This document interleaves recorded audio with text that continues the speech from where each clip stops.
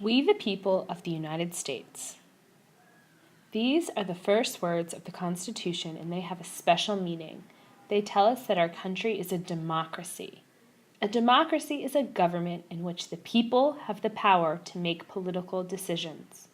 Citizens in a democracy take part in making laws and choosing leaders. In the United States, citizens usually make those decisions through representatives whom they elect. The United States Constitution is the plan for our democracy. In the preamble or beginning, the authors listed their goals for the country. They hoped to create a country where people were safe, could live together in peace, and could have good lives. The rest of the Constitution describes how the government works. The Constitution divides the national government into 3 parts or branches: the legislative branch, the executive branch, and the judicial branch. Each branch does a different job. The legislative branch makes laws for the country. This branch is called Congress. Congress has 2 parts: the Senate and the House of Representatives. Each state elects 2 senators to the Senate. Each state also elects a certain number of representatives to the House of Representatives. The number of representatives from each state depends on its population. Congress has the power to raise money through taxes or by borrowing. Congress then uses this money to pay for goods and services such as an army, roads, and national parks. The executive branch can suggest laws. It also carries out the laws made by Congress. The head of the executive branch is the president. United States citizens elect a president every 4 years. The president is the commander of the U.S. military. The judicial branch decides the meaning of laws and whether laws have been followed. Many courts across the nation make up the judicial branch. The highest court is the Supreme Court. You remember that the Articles of Confederation created a weak federal government. The U.S. Constitution gives the federal government more power, but it does not give its leaders unlimited power. Everyone must follow the law, including those who run the government.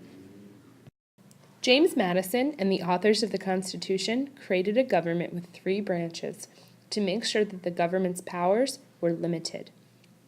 No single person or branch has the power to run the United States government alone. Power is divided among the 3 branches.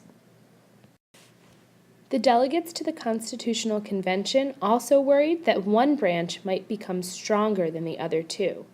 Then they could make decisions without the other 2. The writers of the Constitution set up checks and balances to keep this from happening. Checks and balances are a system that lets each branch limit the power of the other 2. The Constitution created a federal system.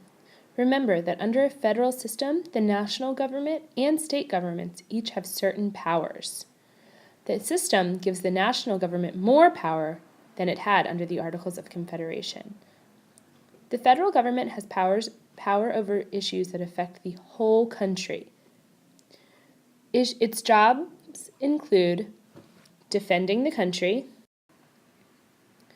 printing money, running the post office, and regulating trade between states.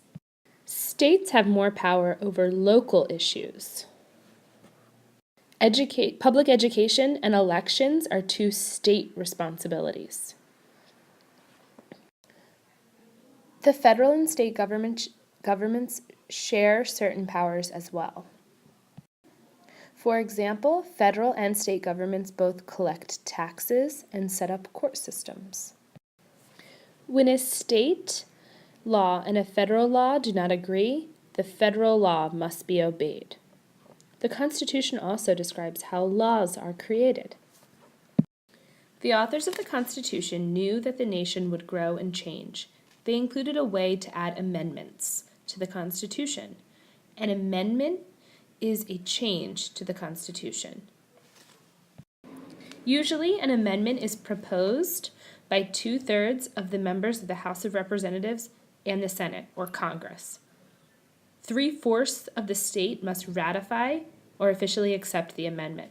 Only then is the amendment part of the Constitution.